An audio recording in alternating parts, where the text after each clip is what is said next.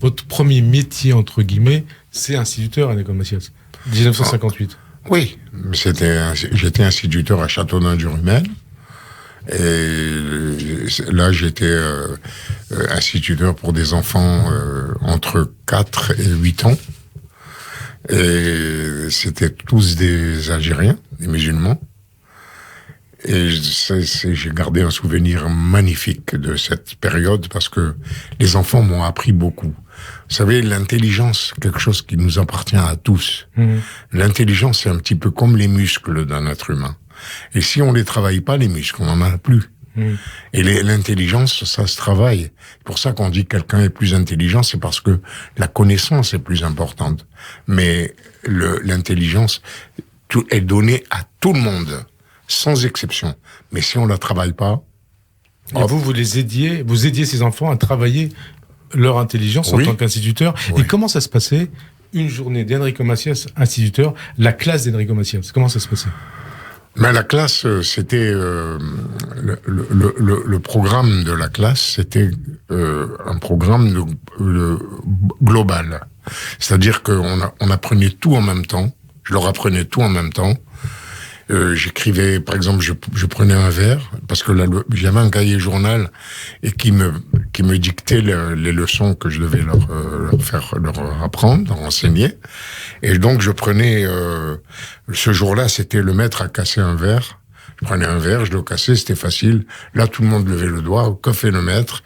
Le maître a cassé un verre. Alors j'écrivais toute la phrase et ils apprenaient globalement à parler français. Et alors, est-ce que... Attendez, je continue parce que c'est important. Ouais.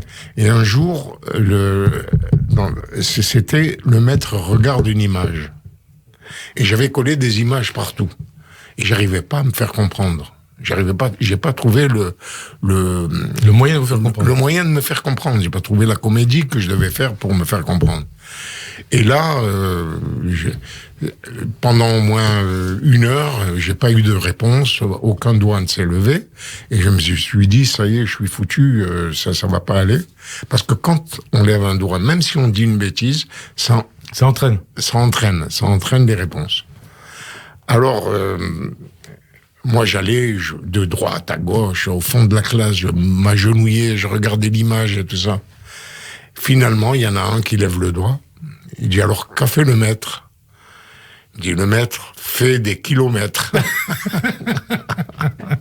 Et vous voyez que ça vous reste, hein? 60 ans après, vous l'avez toujours en tête. Ah, j'ai en tête. Vous l'avez en tête. Et est-ce que vous avez chanté? Est-ce que vous chantiez pour vos élèves? Oui. Oui? Oui. J'avais une façon de les récompenser pour leur travail. Je donnais pas ni de notes, ni de bons points, ni de mauvais points. Mais le samedi, ceux qui avaient mal travaillé n'avaient pas le droit d'assister à un concert de moi. Avec la guitare, je leur chantais. La guitare comme celle-ci, hein, qui est sur la table. Voilà. Je chantais, à l'époque, je chantais pas mes chansons. Il n'y avait pas encore de chansons. Je chantais des chansons que je leur apprenais comme à la Clairefontaine, ou alors je leur chantais des chansons d'Aznavour, de Dalida. De l'époque, quoi. De l'époque, ouais.